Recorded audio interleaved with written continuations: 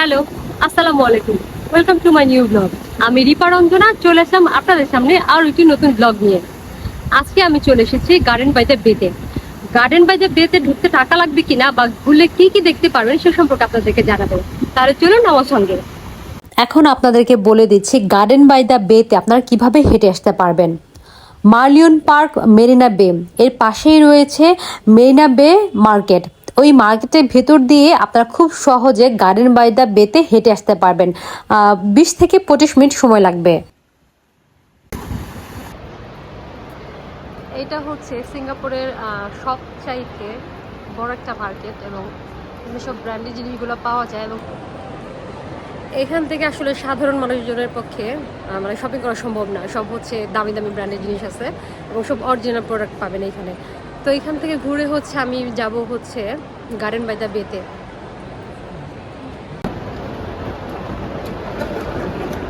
গুচির হচ্ছে original product, Gucci brand. এটা হচ্ছে একদম দুইটা ফ্লোর নিয়ে দেখাচ্ছে একটু সামনে থেকে, উপরে এবং নিচে। আর এখানে হচ্ছে বোট রাইডিং এর সুযোগ আছে। এখান থেকে কেউ চাইলে বোট রাইডিং করতে পারবে। দেখা যাচ্ছে যে বোট আসতেছে এদিক দিয়ে।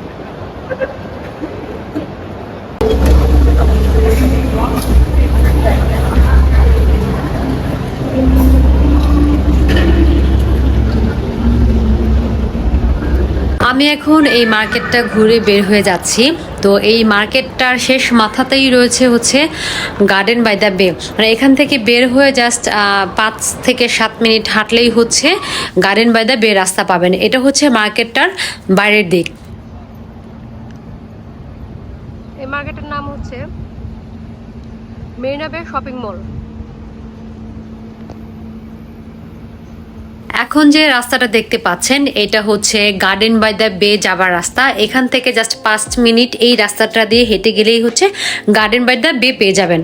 তো আমি হাঁটতে হাঁটতে এখন আমি চলে এসেছি গার্ডেন বাই দ্য বেতে। এটা হচ্ছে গার্ডেন বাই দ্য বে রাস্তা। তো প্রথমে ঢুকেই আমার চোখে পড়লো হচ্ছে সুপার ট্রিগুলা। তো সুপার ট্রিগুলো এখন আমার কাছ থেকে অনেক দূরে। তো আমি হাঁটতে হাঁটতে ওটা সামনে যাচ্ছি এবং সামনে যে আপনাদেরকেও দেখাবো। এর পাশে হচ্ছে জাহাজ বিল্ডিং এর পাশে হচ্ছে গার্ডেন বাই দ্য বে। এটা হচ্ছে গার্ডেন বাই দ্য বে এর রাস্তা। খুব সুন্দর, পরিষ্কার পরিচ্ছন্ন।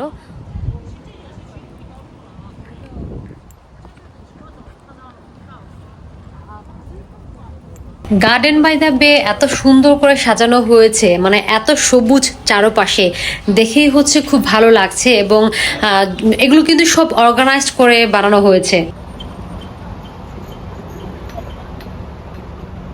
যারা সাইকেল চালাতে পারেন তারা কিন্তু সারাদিনের জন্য সাইকেল ভাড়া নিয়ে পুরো সিঙ্গাপুর শহরটা ঘুরে দেখতে পারেন। তো আমি প্রায় অনেক রাস্তাগুলোতে দেখেছি এবং এই গার্ডেন বাই দ্য বেতে আসার পরেও দেখলাম যে অনেক মানুষ সাইকেল নিয়ে সারাদিন সাইকেল চড়ছে। অনেক সুন্দর জায়গাটা। এখন যে লেকটা আপনারা দেখলেন এই লেকটা কিন্তু কৃত্রিমভাবে বানানো।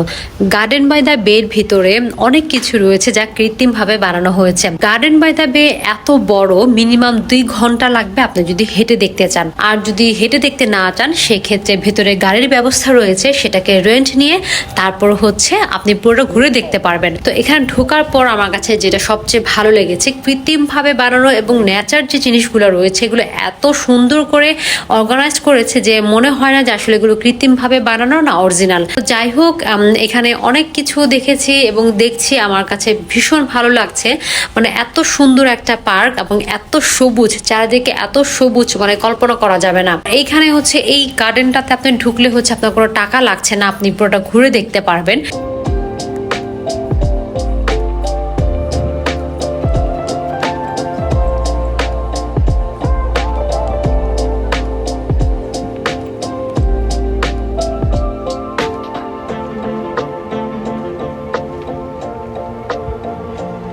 গার্ডেন বাই দ্য বে এত বড় যে আপনি ঘুরতে ঘুরতে টায়ার্ড হয়ে যাবেন। তো আমি বলবো যারা ঘুরতে আসবেন তারা অবশ্যই সাথে করে একটা পানির বোতল নিয়ে আসবেন। আর যদি সেটা না হয় তাও এখান থেকে পানি কিনে খেতে গেলে আপনাকে 200 থেকে 300 টাকা খরচ করতে হবে। সাথে যদি একটা পানির বোতলও থাকে, এখানে পানির ব্যবস্থা রয়েছে, আপনি সেটাকে ফিল করে তারপর খেতে পারবেন। আর সিঙ্গাপুরে সবকিছুই অনেক বেশি এক্সপেন্সিভ। তো তো আমার মতো বাজেট ট্রাভেলার যারা আছেন তারা অবশ্যই এই ব্যাপারটা মাথায় রাখবেন। এগুলো হচ্ছে কৃত্রিম ভাবে গাছ বাড়ানো। এগুলো হচ্ছে রাতের বেলা লাইট দিয়ে এটাকে খুব সুন্দর করে ডেকোরেট করা হয়। রাতের বেলা খুব সুন্দর লাগে এগুলো দেখতে।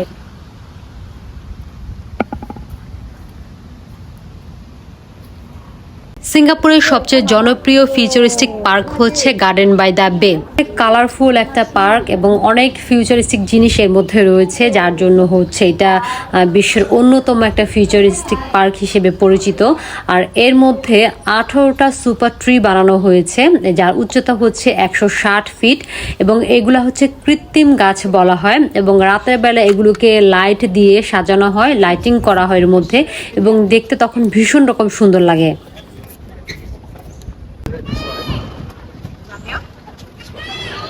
এগুলো হচ্ছে সুপার ট্রি। এগুলো তুলতে গেলে টিকিট কেটে তারপর হচ্ছে উঠতে হবে। যে দেখা যাচ্ছে যে অনেক মানুষজন ওখানে গিয়েছে। সুন্দর পার্কটা অনেক। এই পার্কে ঘুরতে আপনার টাকা লাগবে না, কিন্তু কিছু জায়গা আছে ওগুলো তুলতে চাইলে টিকিট কাটতে হবে। ট্রি ছাড়া এখানে আরো দুইটা অ্যাট্রাকশন রয়েছে। এটা হচ্ছে ক্লাউড ফরেস্ট ও ফ্লাওয়ার ডোম। দুইটা হচ্ছে বিশাল বিশাল কাচের গ্রিন হাউস তৈরি করা হয়েছে, যেখানে হচ্ছে আবহাওয়া নিয়ন্ত্রণ করে হচ্ছে গাছ লাগানো হয়েছে। বিভিন্ন ধরনের গাছ রয়েছে, ফুল গাছ রয়েছে।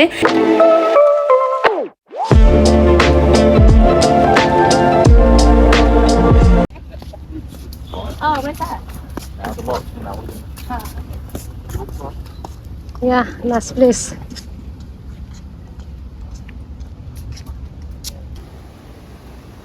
That side hotels I don't understand. Chinatown understand. Hong Kong Street. Hong Kong Street. Yeah. Board seated. Sorry? Board seated name board. This side to normally take video. After that side going now, free to go. This bridge outside going. Bridge free, no ticket. Yeah. Visit free, no ticket. Yeah. All ticket. Security ready do come. Nice place. Take the pictures.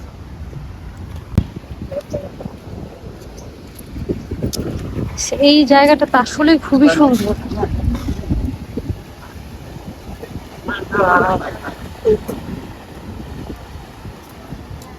Yeah, take it.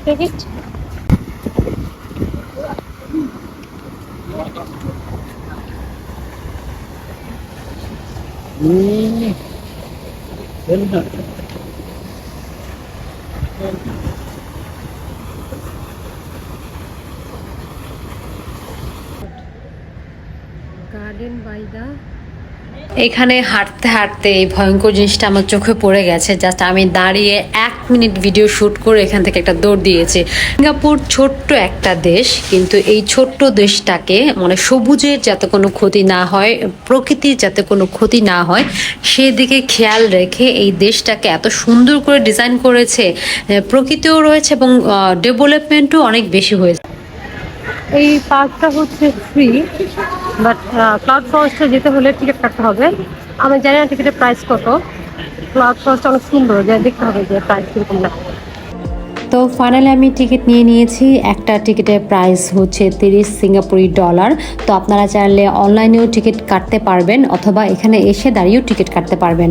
Cloud ফরেস্টে ঢোকার প্রথমেই চোখে পড়বে এই কৃত্রিম পাহাড় এবং ঝর্ণাটা। তো এখানে দাঁড়ানোর পর হচ্ছে এই পানিগুলো ছিটা এসে গায়ে লাগছিল, বেশ ভালো লাগছিল। বাইরে প্রচণ্ড পরিমাণে গরম, বাট এইখানে বেশ ঠান্ডা আবহাওয়া রয়েছে। প্রথমে আমার ক্লাউড ফরেস্টে ঢোকার ইচ্ছে ছিল না, যে বাজেটের মধ্যে ঘুরতে এসেছি, এতগুলো টাকা খরচ করে আমি এখানে ঢুকবো।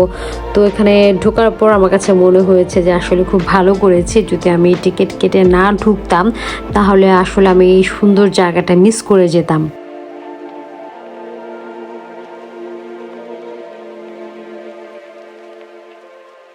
এখন যাচ্ছি অ্যাভাটার এক্সপিরিয়েন্স করার জন্য। তো আমরা অ্যাভাটার মুভি দেখেছি, সেই মুভির যত কিছু ছিল অ্যাভাটারের সেইগুলো এখানে বানানো হয়েছে এবং এগুলো খুবই সুন্দর। ক্লাউড ফরেস্টের ভিতরে হচ্ছে টিকিট কেটে আপনি এই জায়গাটাতে ঢুকতে হবে এবং এইখানে ঢুকলে আসলে পুরাই পয়সা উসুল।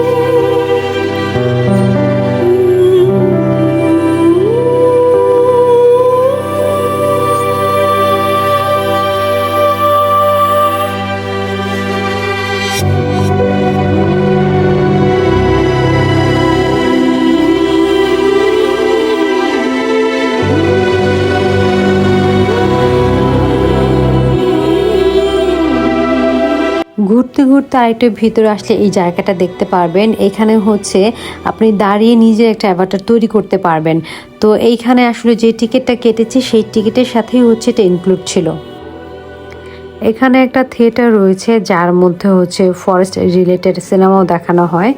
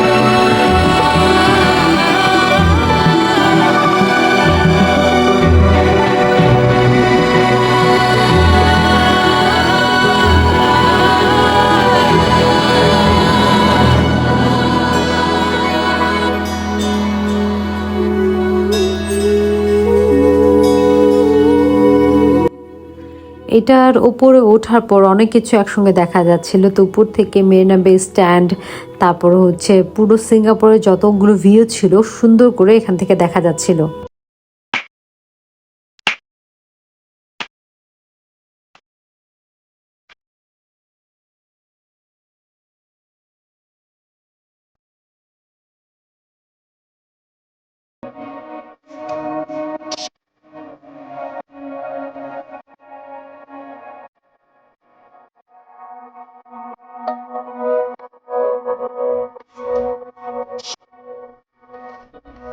ফ্লোরাল ফ্যান্টাসিতে ঢোকার পর তো আমার মাথাটা পুরাই মানে ঘুরে গেল, যে এত সুন্দর সুন্দর ফুল, এত নাম না যেন অজানা ফুল, মানে দেখি তো মাথাটা পুরো পাগল হয়ে গেছে। আর এই এত সুন্দর করে প্ল্যান করেছে, এই ইনডোরের ভিতরে যে সমস্ত ফুলগুলো হবে বা যে সমস্ত গাছগুলো হবে ওই গাছগুলো এখানে লাগানো হয়েছিল। এখানে মনে হয়েছিল যে পৃথিবীর মধ্যে একটা স্বর্গ তৈরি করা হয়েছে। এই জায়গাটাতে ভিন্ন ভিন্ন জায়গা, ভিন্ন ভিন্ন রকম ফুলের গন্ধ লাগছিল। মানে এখানে এক ধরনের ফুলের গন্ধ, ওইদিকে আবার আরেক ধরনের ফুলের গন্ধ লাগছিল।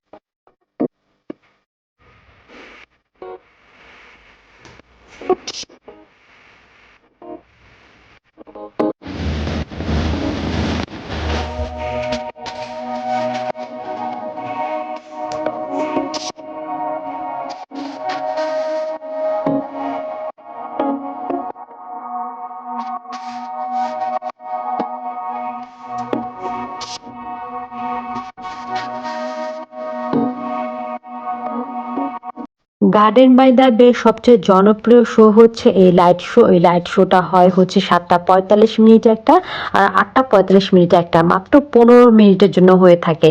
তো আপনারা যারা সবাই এখানে আসবেন অবশ্যই চেষ্টা করবেন আগে এসে ভালো একটা জায়গা নিয়ে বসে পড়ার জন্য।